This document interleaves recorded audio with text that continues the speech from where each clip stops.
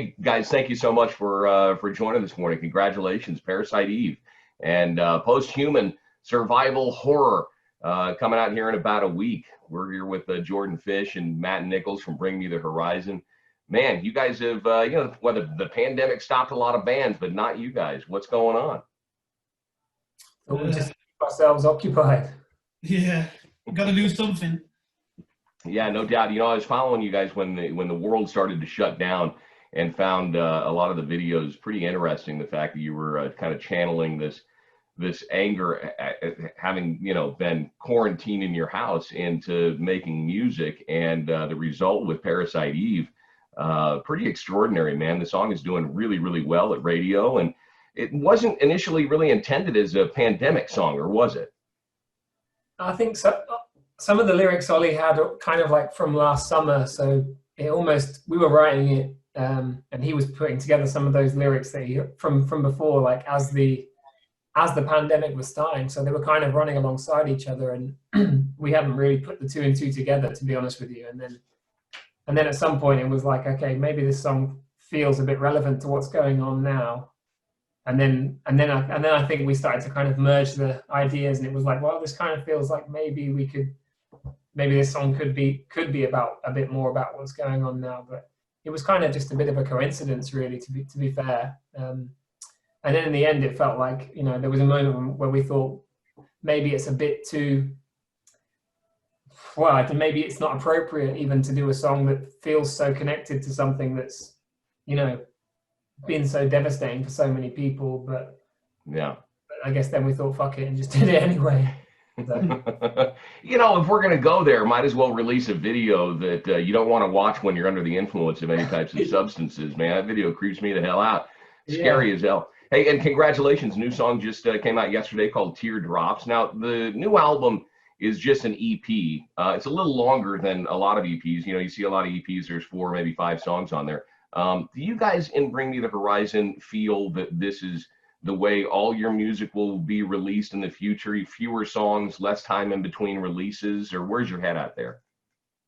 Yeah, I think so. I think we just didn't want to jump back into the whole writing and out, taking like 6 months to write an album and taking like 2 months to record it and then waiting 3 months for it to come out. You know what I mean? I think that we just got into a conversation about the way people consume music nowadays, and how it's kind of not like that. It's like you'd write like 12 tracks for an album, and then like 5 or 6 of them tracks won't even see the light of day. Do you know what I mean? So it was almost like you were wasting your time trying to fill a quota to fill an album. You know what I mean? So I guess we thought if we just focused all our attention on writing like 4, 5, 6 actual good songs and putting all our energy into that, you know what I mean? And then actual songs what we play live, or songs what we would release. So I think that was kind of like the main thinking behind the EP situation, you know what I mean? Like, just so we could focus all our efforts onto making the best 5 or 6 songs we could, if that makes sense. Absolutely. Instead of wasting our time writing 12 songs and taking 6 months to do it. And I think that was just the main thinking behind it. And yeah, it came out all right. What do you guys feel about the label Metalcore to describe your sound? When I hear Bring Me the Horizon, I almost go like, you explore and experiment with so many different kind of genres and subgenres of sound. You're almost your own genre. Does the Metalcore label or any label at all kind of get under your skin? It doesn't matter, does it? But I wouldn't say that we're really a metalcore band.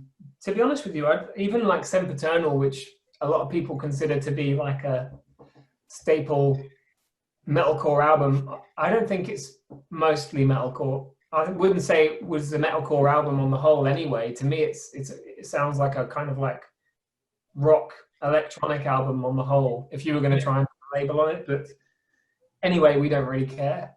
We don't really care about that kind of stuff. I guess we're a rock band. Just labels at the end of the day. If anyone asks me what kind of band are you, I just say it's a rock band. Okay. It's just, and never any concerns about maybe alienating or freaking out some of your core, some of your base by pushing the boundaries too far on a particular song or sound? No. Not really. Don't care. That's dynamite. You know, there seems to be kind of an underground scene of bands that sound interestingly like Bring Me the Horizon, with a mix of synth and the very heavy overtones. To some extent, you know, Linkin Park was doing something similar when they started. Were they an influence at all to what you guys do in Bring Me the Horizon? What was the name, sorry? Linkin Park? Never heard of them. Are they new? All right. Well, one more cup of coffee, I guess. You guys obviously have influenced a lot of bands. You know, Asking Alexandria, Don Bracco, amongst many others. Do you consider someone like Don Bracco and what they do as a compliment or a ripoff? Or I hate him. I hate him. I hate Don Bracco big time. No, we don't. Them guys are cool as fuck. We should go back to the Linkin Park question because I was just joking. But yeah, they are probably our biggest influence, to be fair. And it's like one of those things where we met those guys, and obviously Ollie sang at the memorial show with Linkin Park. So, you know, we don't pretend to not be influenced by them. And to be fair, like there's other bands from that era that we still like heavily influenced by. Like we still reference like Slipknot, Limp Bizkit, Deftones, all that new Papa Roach, that whole era of bands is like a lot of the shit that we grew up on. So I don't see it as a negative thing to be compared to bands like that, because they're like bands that we still love, really, to be honest with you. And Linkin Park, the bands that are still around as well, do you know what I mean? They're still doing stuff. There were a lot of bands that came out in that era and they were just absolute shit, do you know what I mean? Whereas I think bands like what Jordan just said, Slipknot, Deftones, Linkin Park, and they're still around, and I think that's testament to actually how good they were, you know, how influential they were when we were kids. And I think if it weren't for bands like that, I wouldn't even like music, you know what I mean? I think they were the first bands where I was going out and buying their CDs and stuff like that, and going to gigs, and yeah, the bands like that heavily and still do influence what I listen to now, you know what I mean? Absolutely. Jordan, tell me a little bit about your first band, Worship. And do you, as you're writing a new song, do you ever come across something and go, you know, this is cool. I don't know if it's really for Bring Me the Horizon. Maybe I want to, you know, do something solo or on the side, having come from a band like Worship. Not to be honest with you, like I don't think about that band much anymore, because like since I joined Bring Me, it's just been like my kind of all of my efforts have been in this band, and this is kind of like all I have thought about since. So, and the good thing about Bring Me is like I don't really feel like there's any limits to what we can do. So if we like something and we want to do it, then we would do it regardless of, you know, if it sounded like normal Bring Me, or the kind of scope of what we can do within this band is as like wide as we want it to be. So yeah, no, it's not something I've ever thought about really, and I much prefer writing in this band and being in this band than I always have, to be fair. Just the creativity and the relationship I have with the band, and especially like with Ollie, working with someone who's that creative and that kind of mind is just like perfect. It's perfect for me because it contrasts with what I can do. I don't have that kind of brain. I wouldn't say I have like a well of like creativity in terms of like vision and ideas and concepts, but I do have a lot of like music in me. So you've got the talent. I've got music. I can do music. Yeah. You know, Ollie is arguably one of the greatest frontmen, I think, in rock music today.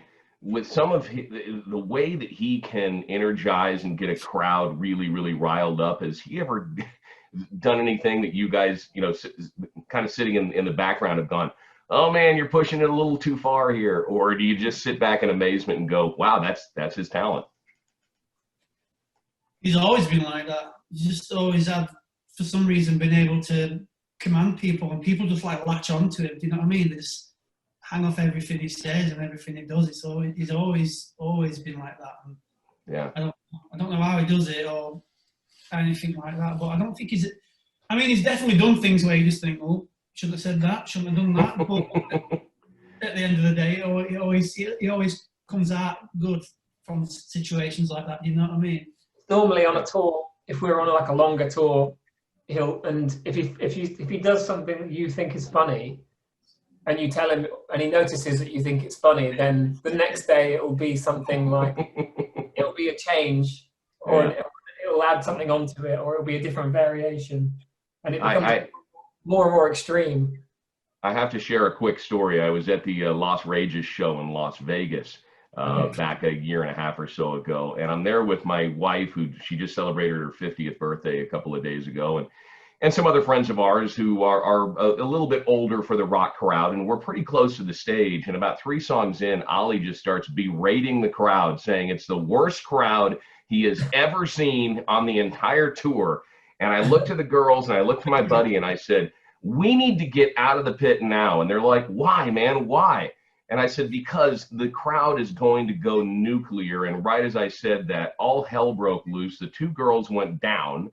We had to try and find them to dig them out of the rubble. But it was just one of those really surreal moments. You know, the whole pandemic has got, you know, people, it's thrown the world for a loop. We're all dying to see live music again. And a lot of folks struggling with depression, alcohol, drug abuse. How important is sobriety for the band as a whole? And what do you guys do to kind of power through some of the isolation and the loneliness that has happened because of the whole pandemic? I think having a routine's been good. I think just, you know what I mean? Because you could go one way, you could go the other. Like, I remember speaking to Ollie at the start of the pandemic. We were saying you're either going to come out of the pandemic better or worse. And I think for me personally, I mean, it's just been having a routine, a set routine, and having things what I can like fully focus on. You know what I mean? Instead of, because if you just sat around bored all the time, then that's going to be like one of the main times when you're going to think, fuck it, I'll just get drunk, or like, you know what I mean? I'll get some booze in, and you know what I mean? So for me, it's like I've just focused on having a routine and trying to and work out a lot and stuff like that. I mean, I injured myself by working out that hard. Oh no. So yeah, but that, I think that for me is just like focusing, having a little bit of discipline. You know what I mean? 'Cause it's hard for us. We're not at home for this period of time ever. This is like the longest we've been home probably since the band started. So it's weird to be at home this long.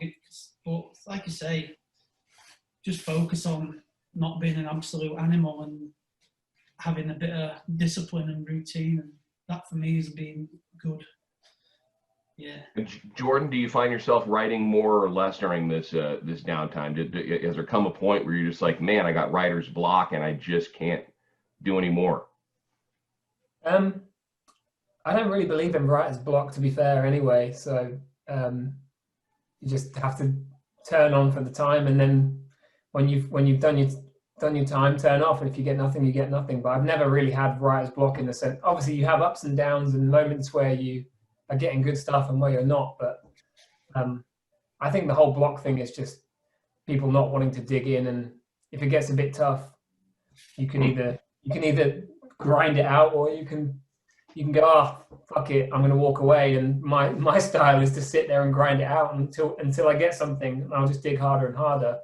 So yeah, this is the most I've ever written in my life, without a doubt. I haven't stopped since the pandemic started. We've been doing 8 to 10 hours a day, 5-6 days a week writing. So, I mean, this is definitely the most I've ever written for this record, the hardest I've ever worked. And we wrote a good chunk.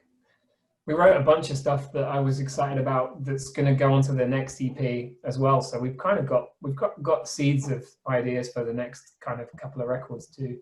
That's awesome. Well, I'm excited about that. I've got one last question for you guys, and then I know you guys have got other media to do. A wise person once told me to always have a mentor. Do you think that's good advice? And if so, Jordan and Matt, who's your mentor right now? That's a good question. Maybe I need to get a mentor, to be fair. You made me think. I'm trying to think. You know, for me, it doesn't necessarily have to be a person that I know. Like Gary Vaynerchuk, I don't know if you guys know who Gary V is. He's kind of an inspirational, motivational speaker, and I watch a lot of his videos. And so, you know, or Alan Watts, who's a deceased philosopher who, you know, had a great speaking voice and talked about some cool stuff, you know, I can consider some of that stuff mentorship. So maybe inspiration. Where are you getting your inspiration from right now? I mean, that's a good question. I don't know. Really. Hard, yeah.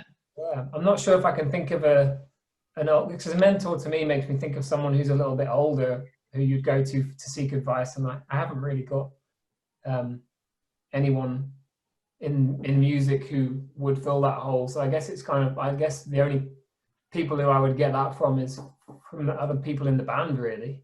Yeah. That's probably the closest thing I could have to someone who I can at least bounce thoughts off or look to for advice, especially when it comes to musical stuff. So crap mentors though, I need to get some good ones. Wait, I don't know that that you guys would transition well into the virtual concert type of realm that a lot of these other bands are doing. But if you are thinking or considering, you know, doing a pay-per-view or a virtual concert, that would be pretty exciting to check out. So I'm just looking forward to hearing the entire EP, Post-Human Survival Horror, October the 30th. Jordan Fish, Matt Nicholls, Bring Me the Horizon. Thank you guys so much for taking some time out this morning to talk to me, man. You guys continue writing and putting out great music to the world. We appreciate it. Cheers, man. You're welcome. I appreciate it. Thank you.